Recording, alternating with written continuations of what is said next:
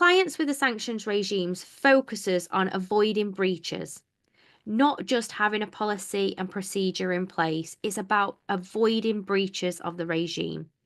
The regime operates under strict liability, which again is very different, meaning that you will be held accountable for any breach regardless of your intent.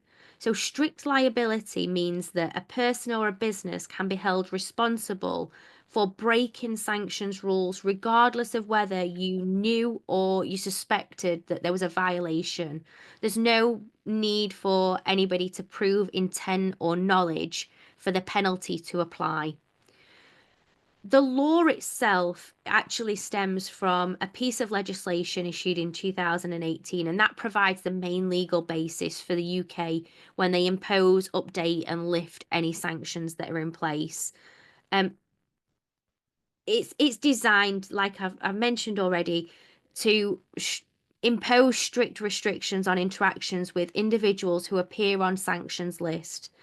Those individuals, as I've keep coming back to the term, are legally termed designated persons. So when they're on a sanctions list, they are designated persons. The law itself prohibits you from receiving payments from or providing funds to a sanctions person and making any payments to them regardless of legitimacy. That's Legitimacy is not a question here. If they're on the list, there is that prohibition. There are steps you have to take. Under your reporting obligations, relevant firms, which is going to be you guys from May, must report to the OFSI immediately if you know or have any reasonable understanding to suspect that somebody is either a designated person or has violated the financial sanctions that are in place.